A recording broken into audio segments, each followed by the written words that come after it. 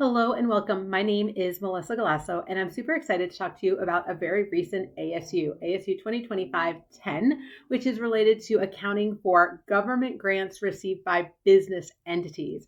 We've known this is coming for some time, but now that we have the final details, let's take a look at what this ASU is going to do for financial reporting. So this was issued in December of 2025, and the history of this is during COVID, there was no guidance for for-profit organizations on how to handle the various government grants, right? Restaurant revitalization funds, PPP loans, provider relief funds. We had great guidance for nonprofits. We had guidance for international companies under IAS 20, but nothing for-profit. Business entities were explicitly excluded from 958 guidance. And so in November of 2021, the FASB issued some disclosure guidance around government assistance, but not recognition and measurement. And so as part of that process in 2022, they did an invitation to comment to look at potentially just incorporating IAS 20, which again existed in there. And then in November of 24, they put out a proposed ASU. So now in December of 2025, we have a final ASU addressing government grants.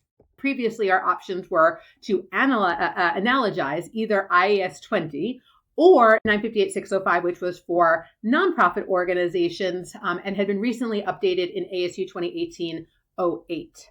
Now, important, this actually applies to all government grants received by entities that are in the scope of 832. And we're going to talk a little bit about what do we mean by that.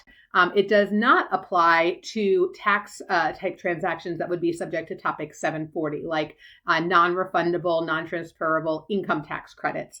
It also doesn't apply to below market interest rate loans or guarantees, right? So again, there is a little bit of scoping here. But first, let's take a look at the definition, right? So we have a bunch of new definitions that we're going to have to address here. The first one is government grant. So it's a transfer of a monetary asset or a tangible non-monetary asset other than in an exchange transaction, including an exchange transaction that may be at a significant discount to fair value from a government to an entity, except for a nonprofit, because they're already subject to 958-605, and an employee benefit plan within the scope of topics 960, 962, and 965. So when we think about the scoping here, employee benefit plans and nonprofits are automatically scoped out, and transfers that are related to intangible non-monetary assets. That was a decision that they made during the deliberations of this standard. Now, what is a government when we're talking about government grants? Very, very broad. It includes those that are administered by domestic, foreign, or local, for example, city, towns, counties, municipalities, as well as regional, state, provincial, territorial, and national federal governments, right? So, and entities related to them. So commissions, boards, component units, departments, right? All of that is included in here. So it's a very broad definition to really incorporate it. What's interesting is that it also includes grants that could be, and they use the term administered by intergovernmental organizations and other types of organizations, such as non-governmental organizations or government-sponsored enterprises that have authority from a government to administer grants on its behalf. So their grants don't have to be administered by the government. They can be from like a nonprofit, but the government gives them the ability to administer them. The standard creates two types of grants in particular, grants that are related to an asset and grants that are related to income. So a government grant or part of a government grant that is conditioned on the purchase, construction, or acquisition of an asset would be a grant related to an asset, right? So you're required to take this money, either buy a building or to, acquire certain types of inventory, right? So that would be a grant related to an asset. Other conditions can also be attached, such as restricting the type or location of the asset, the periods during which they have to use them, or again, even how you dispose of those assets. But again, the primary purpose is to get an asset of some sort. The second type are what we're going to call grants related to income, and these are going to be any kind of government grant or part of a government grant other than a grant to reimburse an asset. So basically, it's the catch-all. If it's not to buy an asset, it's going to be considered an income grant. And these are going to be grants that reimburse an entity for operating expenses.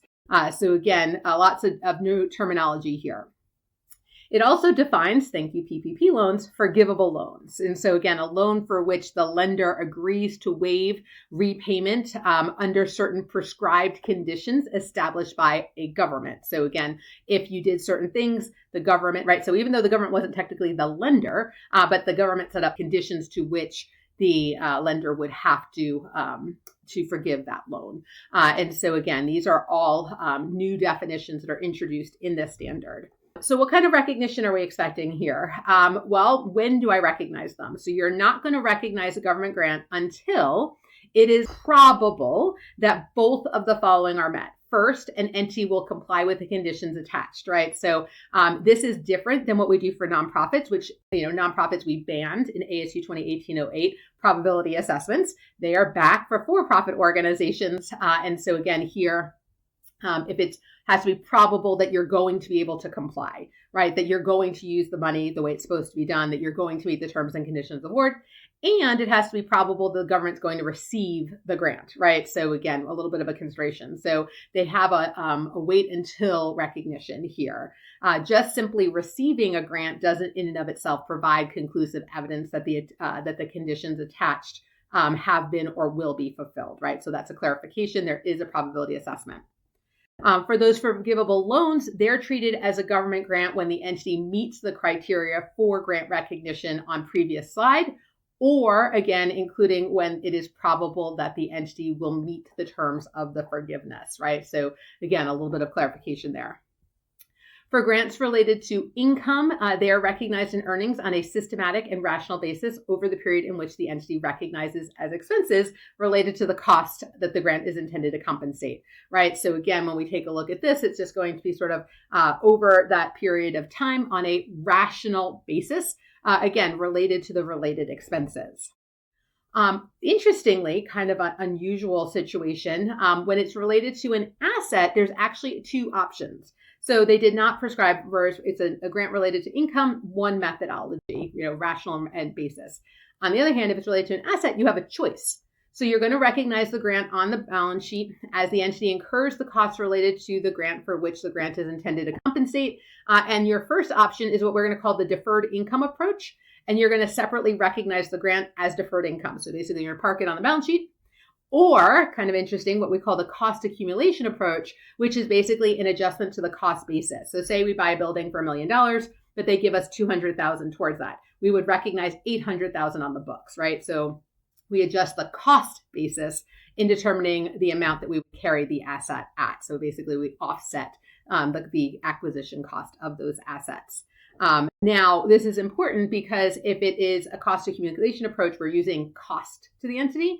Whereas if it's related to an asset, it would typically be measured at the fair value when the grant is recognized on the balance sheet, right? So when we're dealing with these tangible non-monetary assets, right, we have to think about when do we use fair value versus when do we use the cost accumulation approach uses cost. Once it's on the books, once you have a deferred income approach, you would recognize it on that systematic and rational basis based on when the grant is, on the expenses that the grant is intended to compensate. And this could be, again, depreciation, gain or loss on sale if it's related to an asset. A government grant related to a non-depreciable asset, say land, for example, would just be recognized into earnings on a systematic and rational basis over the period in which they intend to incur the cost to which the grant relates. So because it doesn't have depreciation, you would have to come up with a method. Under the cost accumulation approach, there is no subsequent recognition because you've already adjusted the cost basis, right? So you've already adjusted the asset. The carrying amount includes that adjustment, so it's already having less depreciation as a result. Now, one thing that we do have to be aware of is the repayment considerations, repayment of a grant. So say you thought you were going to be, and then you're not, or you didn't meet the terms and conditions. In that extent, to the extent to which the repayment exceeds the unamortized deferred income, or when no deferred income exists, obviously that would be recognized into earnings. But generally speaking, you apply it first to the unamortized basis of the deferred income if it's available. And obviously, if it's an asset-related item, you would actually have to adjust the carrying amount of the related asset or reduce the deferred income approach, depending on which one you're using for those assets. If the repayment of the grant is related to an asset results in a new carrying amount, then obviously you would have to evaluate that when that new carrying amount for the purposes of impairment, depreciation, etc. So again, this is an interesting one. Definitely pay attention if you are in receiving government grants for business entities. This is effective for periods beginning after December 15, 2028 for PBs, for public business entities. For other entities, it's going to be periods beginning after 2029, which is 2030, which is crazy in terms of thinking about the time frame that we're already talking about effective dates in 2030. However, early adoption is available here. So again, there are some early adoption options. All right, so that's a wrap on ASU 2025-10. Hopefully this has helped you to understand what's going on in the world of financial reporting. Thank you for joining me, and I hope to see you on a future Nano Learning. Thank you.